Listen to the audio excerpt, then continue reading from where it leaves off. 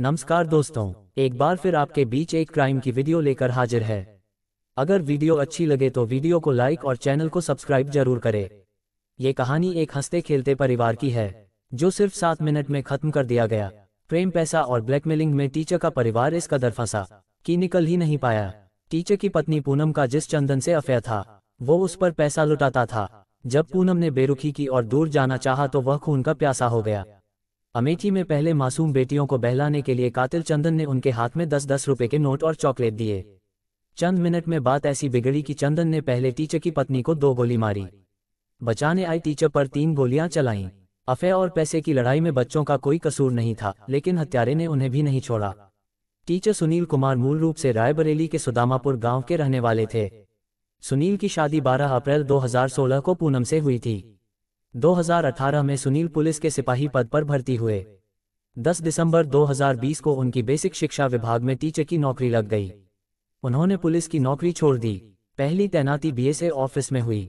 सुनील का घर रायबरेली जिला मुख्यालय से करीब 35 किलोमीटर दूर था, इसलिए वह परिवार लेकर रायबरेली के मटिया इलाके में रहने लगे। सुनील ने जिस मकान में कमरा लिया वहीं पर चंदन वर्मा भी किराए से रहता था। यहीं से टीचर परिवार में चंदन वर्मा की एंट्री हुई। सुनील की बेटी दृष्टि की उम्र उस समय करीब 2 साल थी। चंदन दृष्टि को खिलाने ले जाने लगा। चंदन और पूनम में भी नजदीकियां बढ़ने लगीं। 26 साल का चंदन पेशे से मैकेनिकल इंजीनियर डिप्लोमाधारी है। वह अस्पतालों की एक्सरे, सीटी स्कैन और दूसरी मशीनें सही करता था। इसमें उसकी अच्छी खासी कमाई हो जाती थी। वह पूरा पैसा पूनम पर ही खर्च कर रहा था।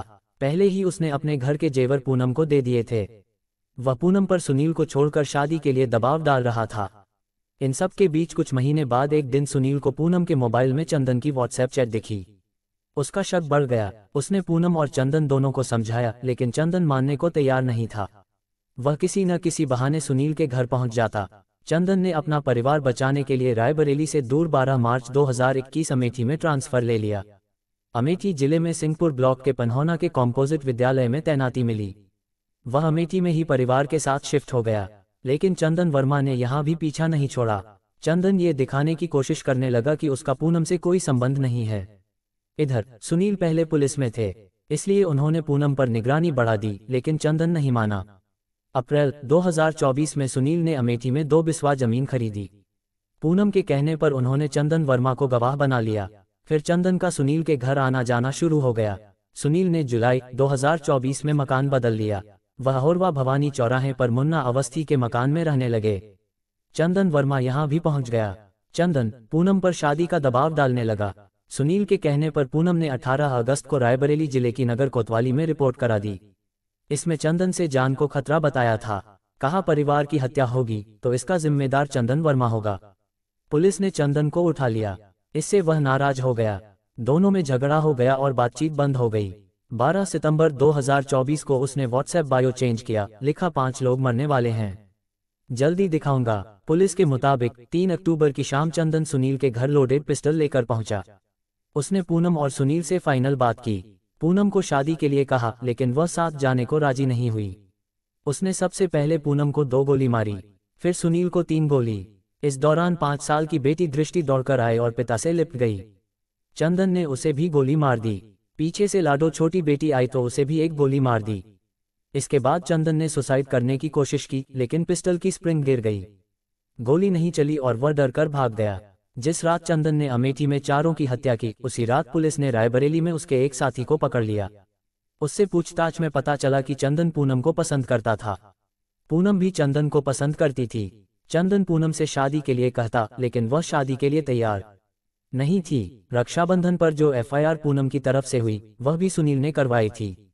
बात करने से मना भी करती तो चंदन इमोशनल ब्लैकमेलिंग करके उसे मना लेता था। वह अपने सिर पर पिस्टल रखकर जान देने की बात कहता था। चंदन पूनम से कहता था कि तुम सुनील को छोड़ दो, मैं तुम्हें अपना लूंगा, लेकिन पूनम इसके लिए तैयार नहीं हुई। जब उसने ज्यादा परेशान किया और सड़क पर मारपीट की, तब उसके खिलाफ एफआईआर दर्ज करवाई गई। लेकिन उसने यहां भी इमोशनल कार्ड खेला। पहले जहर खा लिया, किसी तरह से जान बची। थाने में दरोगा के सामने हाथ जोड़कर रोने लगा। कहा कि आगे से ऐसा नहीं होगा। सुनील ने उसको माफ भी कर दिया, लेकिन बाद में वह फिर पलट गया। सुनील का जन्म 1990 में यहीं हुआ था। पिता रामगोपाल मजदूर हैं। परिवार के पास सिर्फ 1 बीघा जमीन है। सुनील 2 भाई थे। परिवार की स्थिति ऐसी नहीं थी कि अच्छे से पढ़ाई कर सकें, इसलिए दोनों लड़के भी रामगोपाल के साथ ही मजदूरी करते थे। ईंट भट्ठे पर काम किया। गांव में रहे तो मनरेगा में मजदूरी की। गांव में कम पैसा मिलता था, इसलिए सुनील का भाई बाहर काम करने चला गया। 2014 के बाद सुनील ने भी मजदूरी छोड़कर फेरी का काम पकड़ लिया। अब वह किराने के सामान को गांव की गुमटियों तक पहुंचाते थे। इन कामों में वह सुबह से शाम तक लगे रहते। वापस घर आते तो देर रात तक पढ़ाई करते थे। सुनील को पढ़ाई का महत्व पता था। माँ बुजुर्ग हो गई थी, बहन की शादी हो चुकी थी, इसलिए पिता ने उत्तरपारा गांव की पूनम भारती से रिश्ता तय कर दिया। 12 अप्रैल 2016 को दोनों की शादी हो गई। उस वक्त भी सुनील फेरी वाला काम करते थे। 2018 में यूपी सरकार ने 41,520 पदों पर भर्ती निकाली। इसके लिए सुनील ने जान लगा दी। दिन भर काम करते, रात में पढ़ाई करते और सुबह दौड़ने निकल जाते। रिजल्ट आया तो सुनील सिपाही बन चुके थे। ट्रेनिंग के बाद नियुक्ति मिली। सुनील ने कुछ दिनों तक काम किया। 2019 में उनका नाम शिक्षक भर्ती में आ गया। इसके बाद उन्होंने यूपी पुलिस की नौकरी छोड़ दी। सुनील की चचेरी बहन रंजना कहती हैं, भैया पढ़ाई में बहुत मेहनत करते थे।